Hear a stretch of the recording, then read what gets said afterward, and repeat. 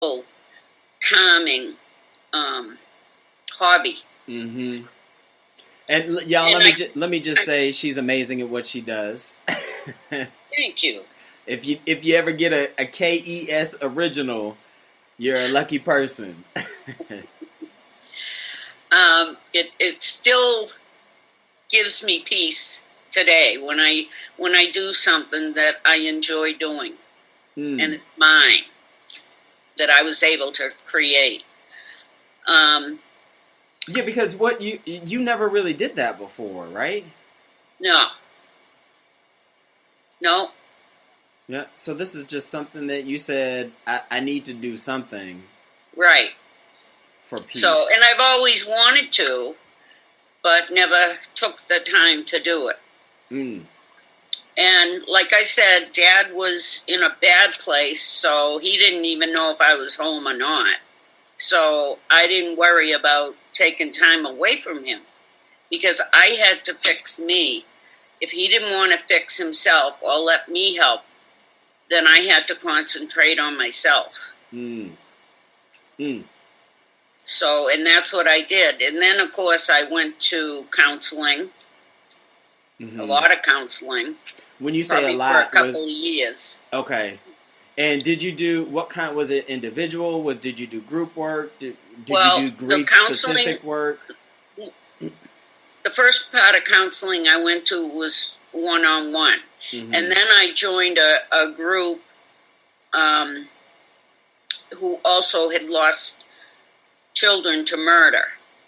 And I also joined a bigger group called Parents of Murdered Children. And I was in that for a couple of years until the chapter just went under in Boston. So, and there's not another one around here. But so many people, I mean, they all knew what I was talking about because they had all been through it.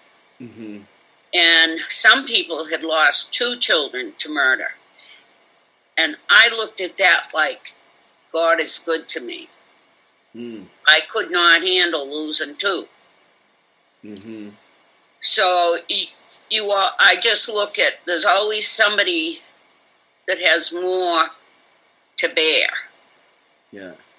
Yeah, it not only supported you because you know that you were dealing with people who were going through a similar type of loss, right? But it also helped you put things into perspective, right? And in that process, I mean, they introduced me to people because I had intended to go to the trial when it happened. So they introduced me to people that I needed to be in touch with that could help me go through the trial and to write my victim impact statement. And so I had a lot of people that really helped me and guided me. That's right. Just thinking about the legal side of losing, Nikki to homicide, to murder, which was now you're having to go to the trial. And I'm just curious, like, what was that like for you? Some people might say, it would be re-traumatizing, but I'm just curious, like, what that process was even like for you. Well, to me, I always just felt like it was an extension of the murder because you're not through with the whole thing until the court process is over. And but Nikki died in 92 and the trial was in March of 95. So for 2.5 years, I wrote victim impact statements. And that just, I think that probably helped me. It was like journaling. But I was writing down the things I wanted to say when I stood up and spoke to them. So you wrote multiple victim impact statements? Just going over them, rewriting them. Okay. Thinking what I wanted to say in my head. So, but then that made me feel connected to Nikki. Yep. You know, and I don't know if it was in a sad way, but although I felt strength knowing that I was going to do this, you know, I was going to get up in court and speak, and I was doing it for Nikki. Her voice had to be heard. That became your purpose. Yeah, exactly. That was my purpose. Yeah. But one thing I wanted to say was I truly believe that God put all the right people in my life when I needed them.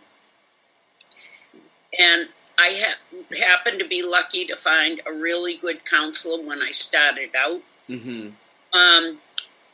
Also to include the police that were very involved in finding the people that did this, and the assistant DA.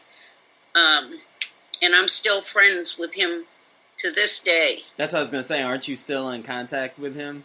Yes. So I just know that, you know, I know I had the right people at the right times. I never blamed God because God didn't do it. We all have free will. And I always knew it wasn't his fault. This young man made a choice. And it wasn't a good one. Right. Man. So, I'm sorry, I got to interject because, you know, I've dealt with, you know, and I've seen people who say, you know, why would God do this to me? But you're saying God had nothing to do with this. This person had, you know, a choice in what he did. So how do you know, what advice would you give to people who say it's God? You know, and I know, like, you know, even as I do research and talk about like post-traumatic growth, they talk about this shift in your whole spirituality. And it sounds like for you, it actually strengthened your belief because you started to see, you know, how God was putting people right in your path at the right time, and he was just bringing you these folks and these situations almost serendipitously. Right. How do you look at that and not look at, you know, what happened to Nikki and say, but why God would you do this, but also do this? Well, like I said, I think my faith is very strong, and I just couldn't put blame on him because he's gotten me through a lot of things, and he would never do something like that. And I knew that he was going to take care of me somehow, some way, and he did. And absolutely, and what you're also saying is, and you had to do the work too. So you had to go to therapy. You know, you had to seek out those groups that aligned with what you were dealing with. You had to, you know, get in contact with and keep in contact with everybody from New York, because that, by being in that action, that helped you to work through all of that and strengthen your faith. Yeah. Because I'm wondering too, it just makes me think about, like, sometimes there could be a passive or passivity to people's faith that God will just make it happen. But they don't necessarily do anything to help that process along. Right. No, we have to do work. If we want to make ourselves better. And whatever people's belief systems are, right? It's, you know, whatever your beliefs, but for you in particular, and yeah, it's, we have to do the work too. Right. Go ahead. Well, this is just a little interjection, but you can certainly agree because you went through it. But when you went to school at Howard, I think I probably drove you crazy, making you call me. Or if I was going to call you, you better be there. Because if you weren't, I was calling the police, 911, everybody I could think of. Putting an APB out on me. Yeah. So, that part of me, it was hard to contain that. And that was the days before the days of cell phones, so That's I had to be by the phone. So, but as the years went by, I used to say, "I'll talk to you in a month." Right. I was like, wait, it used to be at least 3 times a week. How did we go to every month? That's when I was getting better. Right. I was like, I guess Mom is good now, huh? She doesn't care about me. I went from being like... It just took me time. Right. But, and, I understood that too. Like, looking at it from your perspective, you had just lost a daughter, and then less than a year later, I went off to college. And I know that had to have been hard for you to say, okay, and in a city that was not the safest of cities at that time. Right. And so, they're just, so I got it. I got it. You did, and I appreciated that. But I also did some other things. A friend of ours, Ruthie, taught school at a juvenile detention facility. Mm-hmm. And these kids would go there for 2 or 3 months. And she invited me to the school and to speak to them. And that helped me a lot. I told my story. I brought the picture of Nikki with me so they could see her. Uh-huh. And I tried to explain to them, you make that one wrong choice and step over the line, you change your life and the life of every other person you touch. And I did that a few times, and afterwards the kids would come up to me and thank me. They listened. Wow. So, what was that like for you?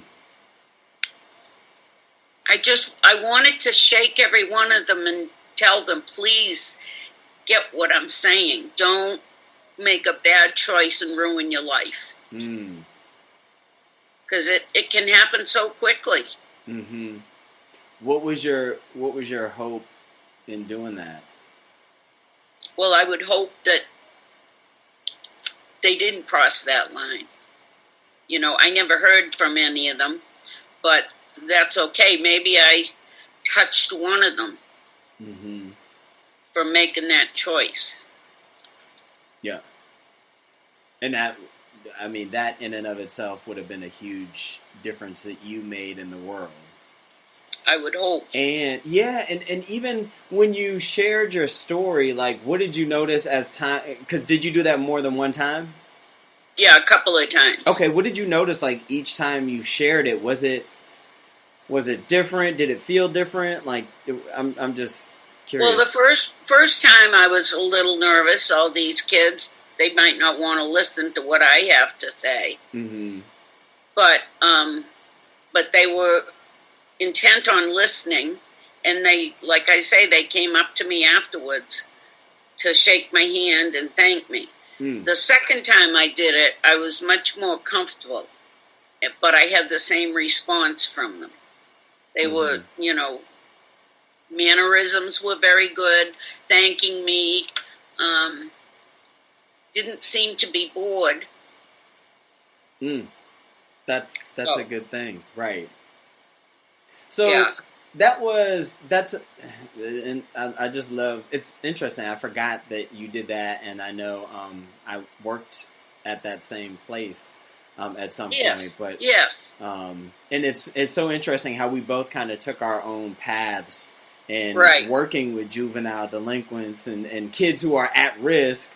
To help them understand that if you make this choice, it not only impacts that person, the victim, but it also impacts everybody else in that person's life. And in the perpetrator's life. And in the, correct. And your life, as the perpetrator, exactly. But so I'm just wondering, that was a very intentional share. What is it like on a daily basis? Let's say people ask you, how many kids do you have? And they don't